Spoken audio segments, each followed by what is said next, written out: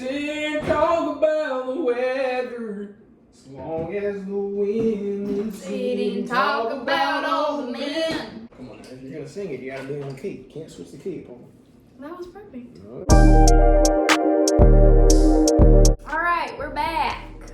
You want me to say some cowboy stuff? Yeah, go ahead. Howdy, partner. Here we are, yet again. Let's start it. Do you remember when we took our engagement photos? Yeah, that was in. Yeah, I remember. It's been that long. Basically, today we're going to be talking about how we were supposed to be married in July. Broke up with me. And then in August. She broke up with me. And how we're still not married. Because she broke up with me. Why we're still not married. Because she broke up with me. Video's over. Love you.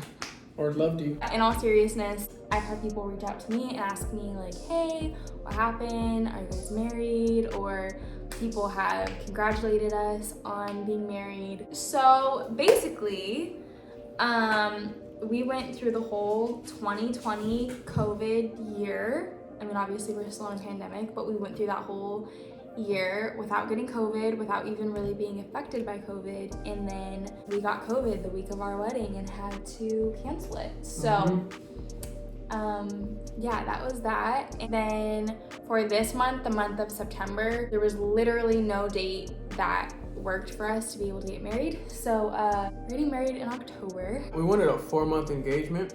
It's 11 months, yeah. Hey, how about a year? Wait a year. 1 more month from October 16th, from the day, would be a year. Not happy. You ever seen John Keith not happy? This is what it looks like. Anyways, this journey has been very hard. We're like finally through the tough season of it, but all of the up and downs, like, okay, can we get married next week? Can we like reschedule it? Oh, that doesn't work for this person in our family. Okay, do we just elope? Like all of the ups and downs of this has been really, really challenging for us, just on our relationship, individually, spiritually. And I think now we're at a place where we finally have peace about it. Yeah. Corn dogs are cold. Our oven is terrible. Yeah, this is our apartment. One day I'll do a better tour, but Hey, wait, do it again without shaking the camera so much. We're gonna float out of the frame. Okay. Ready? 1, 2, 3, go. You would get in the way. he is a grown man now. Yes. Do you wanna talk about like the emotional aspects of all of this for you? Like what it's been like? I think in our relationship in general, it was a little bit backwards. So like, I was the one from the jump that was like super, not saying she wasn't at all, but I was the one that was super excited to get married. Way earlier on in the relationship, I was like, let's get married next week. I'm super hyped about this. Let's go. Whereas she was like no, like I have to like finish school first, and like I gotta like have a kid first, and like all that kind of stuff. My advice to other people when I talk to them is like, yo, do not date for more than 2 years. Don't do that. I didn't take my advice. But there's a small part of me that'll be surprised if we get married on October 16th. Just because it's been canceled 3 times. Why not? I am interrupting this video to say that after editing today, I realized that we keep saying that our wedding got canceled 3 times and actually only explained why it got canceled 1 of the times and not 3 of the times. So our wedding initially got canceled in July because David's Bridal, who made my bridesmaids dresses, called me and said, hey, your dresses are not going to be done by July and like there's nothing that we can do about it. And so we pushed it to August. The funny thing about that is that the dresses were actually done in May, so we easily could have gotten married in July, but we were like, whatever, it's fine. Let's just keep it for August. And then in August, that's when we got COVID. When we rescheduled it for a couple weeks later, my parents got COVID, so we canceled it again. Yeah, so that's why it got canceled 3 times. In a lot of ways, it has been really cool because, I'll say the first time it really got canceled because we had COVID. Obviously we couldn't go on our honeymoon, so we lost all of that. We lost all of that money, none of it was refundable, and yeah, that was devastating for us. But our original dream honeymoon was to be able to go to Kauai, which was going to be really expensive for us just to begin with. And so we had booked a honeymoon in Tulum, Mexico.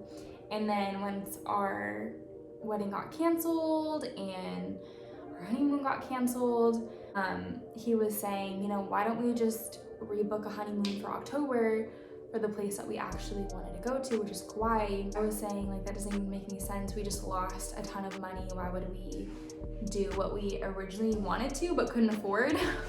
Because now we really can't afford it. And then he just kept saying to me, like, Jordan, I really feel like God is going to bless us financially, and I think we should just expect to be able to go to Kauai.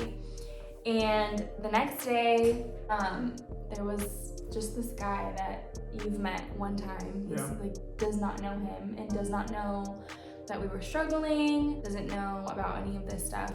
And he messaged you and said what? He was like, hey, God put you on my heart, so I don't know anything about your life right now, but just know I'm praying for you, but I think I'm also supposed to bless you, so shoot me your Venmo.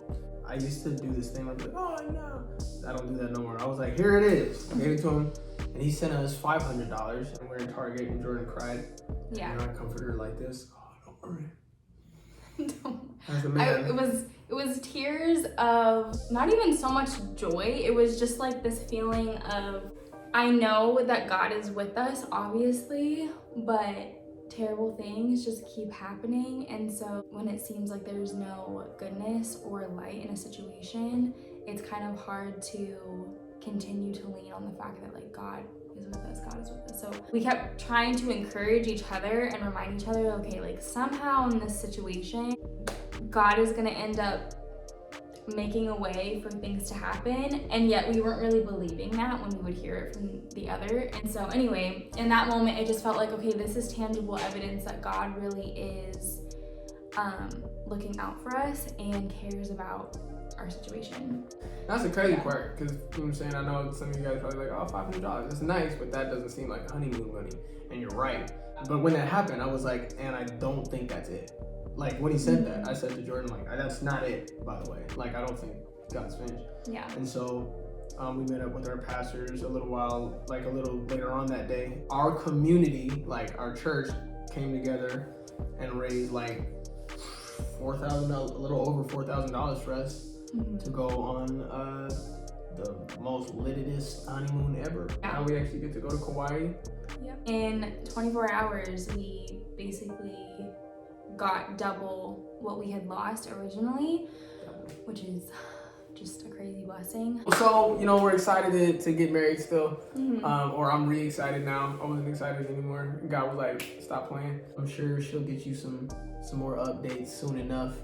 Don't be a buster. Make sure you like this channel, like this video. Make sure you like this video, subscribe to this channel, and stay for 5 more seconds because we're gonna make out on camera. All right, bye.